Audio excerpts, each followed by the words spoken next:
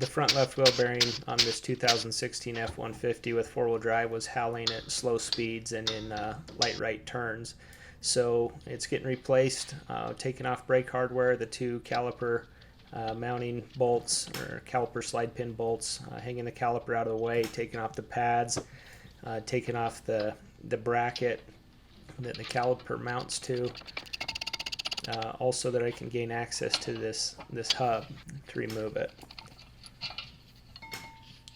Taking off this axle shaft nut dust cover with a rolling head pry bar, and then I'm taking off the harness from the hub, which is for the wheel speed sensor that's built into the hub.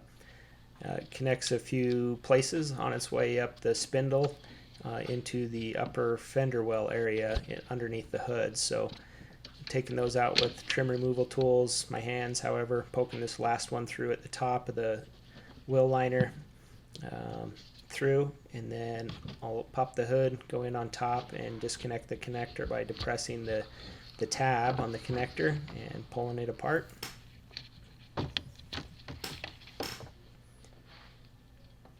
And then pull it out of its routing, take off the axle nut using a pry bar to counter the turn, and then smack it on the face of the disc there in order to free it from the hub. I had to pound on it from the back just a little bit too without damaging the rotor, but I didn't have video of that.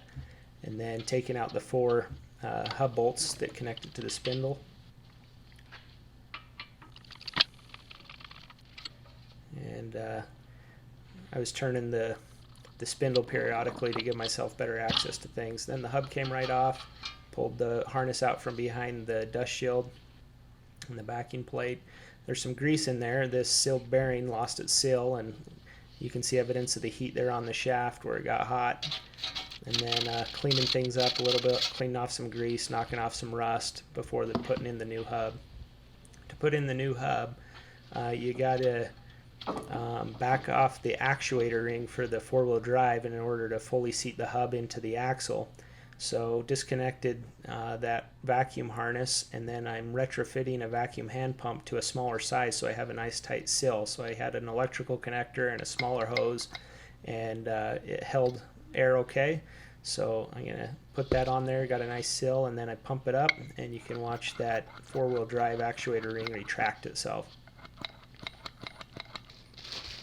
Now the new hub's ready to go on. I'm going to leave the harness as it is for right now to keep it out of the way, but what I should have done was actually routed that through the backing plate or that dust shield for the rotor, because after I got it all on, I ended up having to take a screw out of a bolt out of the dust shield to peel it back so I could route the harness, as you'll see here just in a second. But I torquing up all these hub bolts to spec, 129 foot-pounds,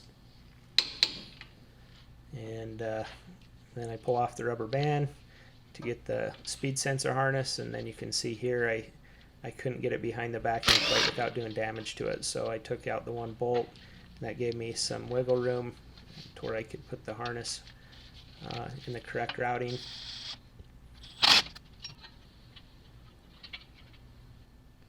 And then to make sure that the axle is fully seated into the hub, you need at least 15.5 millimeters. So I measured the depth there, and I had 16.9, so it's sticking in far enough.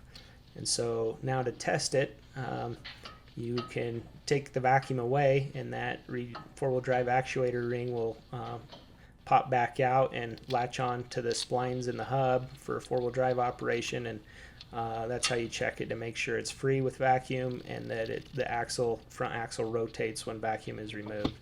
And then the harness goes back in place.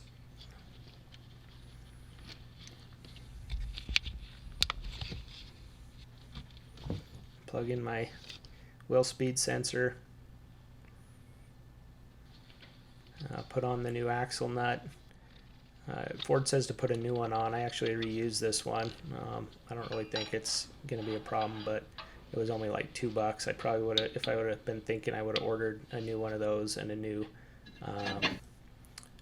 dust cap at the same time. As it is, I reused the old one, but it had enough place where I thought crap could get in there that I ended up going to get another one. I checked the bracket while I had it off to make sure my caliper slide pins were free and weren't binding up before I put the brake caliper back on, and then torquing everything up to spec, cleaning up my brake hardware. Put the pads back in, caliper back on.